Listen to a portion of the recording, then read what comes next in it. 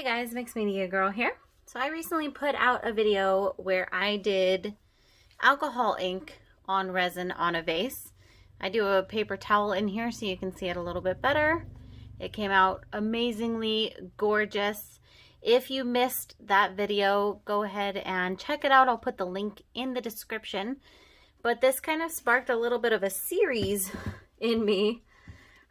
So the first one that I'm going to do is doing the same thing but on a white vase. Now I just took that same clear glass vase and I spray painted it white.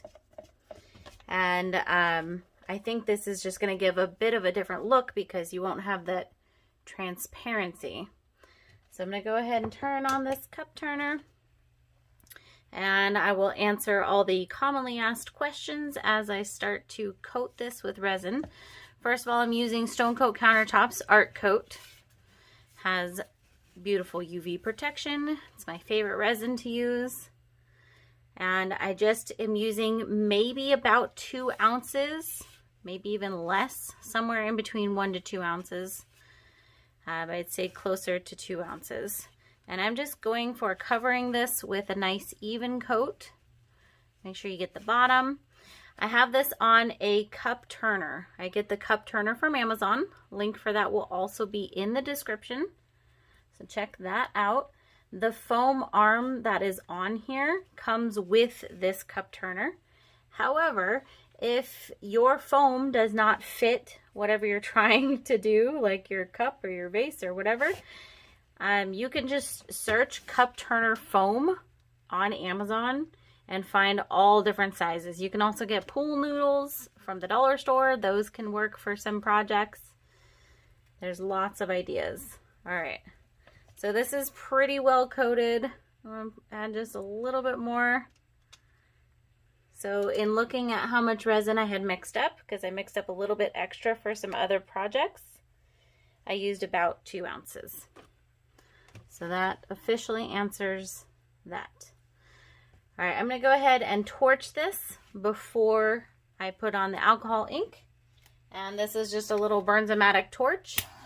You can get it on Amazon. You can also just use like a culinary torch. You can also use a heat gun if you have that. And this just gets rid of the air bubbles and also heats up the resin. I'm going to go ahead and start applying the alcohol inks. This time also I'm going to be a little more deliberate with my colors. I'm going to be using some Ranger inks and some Pinata. And I kind of discovered a couple different ways to do it. One, just drip it on. And 2 is to kind of sprinkle it like that. Look how fun that is. Gives you this really fun pattern and some different sizes of drips. So I will list the colors that I'm using. I didn't do that last time, so I'm sorry, but I'll list all the colors that I'm using in the description. And I'll go ahead and speed this part up because it's basically just repetition of that.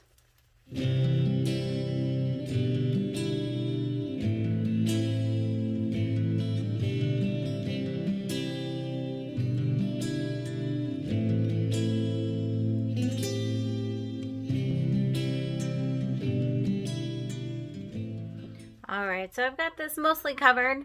I used primarily blues and greens this time with a little bit of purple.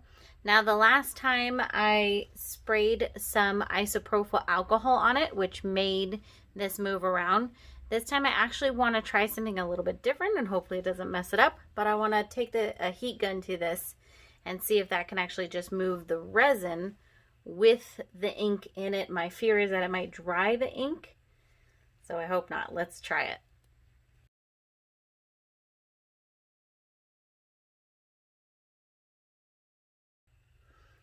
All right, awesome. That created a pretty fun effect. Got everything kind of moving.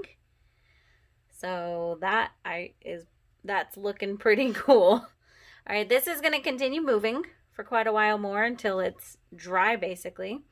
So I'm going to let this rotate overnight. And we'll come back tomorrow and take a look, see how it looks then. We're back the next day. So here's how this one came out. I am absolutely in love with it. Definitely a different look using the heat gun versus spraying it with alcohol. I think we got some really cool patterns. So I'm in love with this. Really fun and easy technique. You don't have to let the white show. If you wanted to, you could put alcohol ink over the whole thing. I kind of like that white peeking out. And of course you can use any background color. So totally up to you. Let me know down in the comments which you guys prefer. If you like the white background or if you prefer the clear background. And stay tuned for at least 1 to 2 more videos coming up using this technique, but in some different ways. Got some awesome ideas, and I will see you all next time.